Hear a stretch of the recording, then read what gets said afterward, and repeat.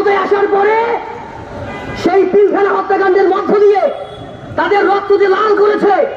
এরপরে তারা আস্তে আস্তে সেই হেফাজতের হত্যাকাণ্ড আপনারা জানেন, আপনারা দেখেছেন কিভাবে দিনের পরে দিন হাজার হাজার মানুষকে তারা পাখির মতো নির্বিচারে হত্যা করেছে, আয়নাঘরে গুম করেছে। প্রিয় বন্ধুগণ, একটা হত্যাকাণ্ডের আমরা বিচার এখন পর্যন্ত পাইনি বন্ধুগণ। আপনারা দেখেছেন সাংবাদিক সাগরমণি হত্যাকাণ্ড আজকে এক যুগ পার পেরিয়ে গেছে, কিন্তু তার বিচার আমরা পাইনি বন্ধুগণ।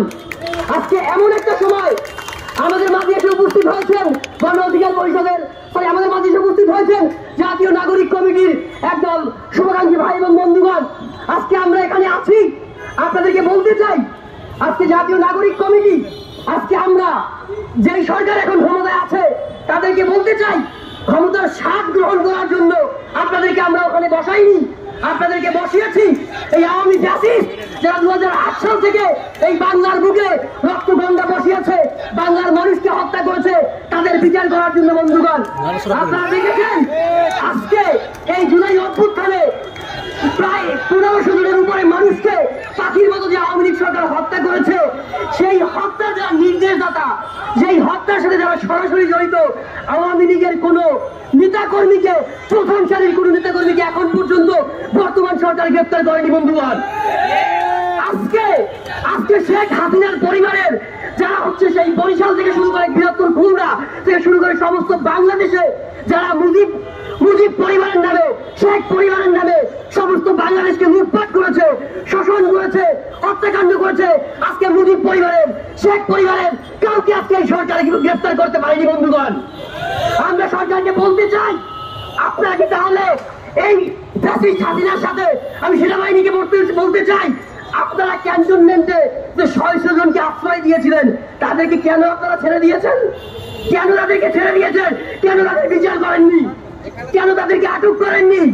আজকে বর্তমান সরকার এমন একটা পরিস্থিতিতে রয়েছে, দেখুন এই সরকার ক্ষমতায় আসছে শহীদের রক্তের বিনিময়ে। তারা হচ্ছে ক্ষমতায় এসে তারা যদি বিচার করতে না পারে, তারা যদি হচ্ছে জনগণের কাছে জবাবদিহিতা নিশ্চিত করতে না পারে, তাহলে জনগণের এই অভ্যুত্থানকে, ছাত্র জনতার এই বিপ্লবকে, ছাত্র জনতার এই রক্ত গঙ্গার সাথে বেইমানি করা হবে বন্ধুগণ। আজকে আওয়ামী লীগ যে বিচারহীনতার সংস্কৃতি চালু করেছিল, আজকে আমরা দেখছি এই বাংলাদেশে আজকে মব জাস্টিসের নামে মব কিলিং হচ্ছে বন্ধুগণ। বর্তমান সরকারকে বলবো এই মব জাস্টিসের নামে মব কিলিং বন্ধ করতে হবে। আজকে দেখুন 5ই আগস্ট সরকার পতনের পরে, ফ্যাসিস্ট হাসিনার পতনের পরে বিভিন্ন জায়গায় আমরা শুনতে পাচ্ছি চাঁদাবাজি হচ্ছে, রাস্তা দখল হচ্ছে। আমরা দেখেছি কামান বাজারে এক রাস্তা প্রতিদিন 4 বার করে বিক্রি হতো, আজকে আমরা শুনতে পাচ্ছি বাংলাদেশের বিভিন্ন অলিগলিতে বিভিন্ন জায়গায় চাঁদাবাজি হচ্ছে বন্ধুগণ। এই সরকার স্পষ্টতই সেই চাঁদাবাজি বন্ধ করতে পারছে না বন্ধুগণ। সরকারকে বলতে চাই আপনারা যদি এগুলো বন্ধ করতে না পারেন, আপনারা যদি ফ্যাসিস্ট হাসিনার রেখে যাওয়া দোসরেরা যারা এখনো বাংলার বুকে লুটপাট চালাচ্ছে, কিংবা যারা হচ্ছে ভবিষ্যৎ ফ্যাসিস্ট হাসিনা পরিবর্তে যাচ্ছে, তাদেরকে যদি আপনারা হচ্ছে দমন করতে না পারেন, তাহলে ক্ষমতা ছেড়ে দিন। ছাত্র জনতা যে অভ্যুত্থান করেছিল তাই তাদের বাংলাদেশ বিনির্মাণ করবে বন্ধুগণ। আজকে বলতে চাই, আজকে যারা হচ্ছে উপদেষ্টা মন্ডলী আছেন তাদেরকে বলতে চাই আমরা কোন প্রকার এনজিও টাইপ সরকার চাই না। আমরা দেখতে চাই বিপ্লবের স্পিরিট নিয়ে একটি বিপ্লবী সরকার গঠিত হবে।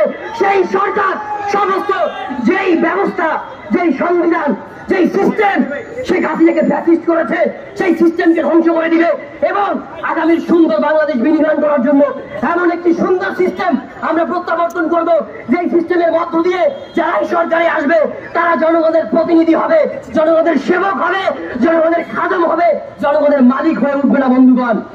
আজকে এই বিচারহীনতার সংস্কৃতির বিরুদ্ধে আমরা আবারও বলতে চাই, যদি পরবর্তীতে কোনো প্রকার এক্সট্রা জুডিশিয়াল কিলিং হয় এবং এই আওয়ামী লীগ যারা এক্সট্রা জুডিশিয়াল কিলিং করেছে অচিরেই এর সুষ্ঠু তদন্তের মাধ্যমে পূর্ণাঙ্গ যথাযথ শ্বেতপত্র প্রকাশ করার মাধ্যমে তাদেরকে বিচারের আওতায় নিয়ে আসতে হবে।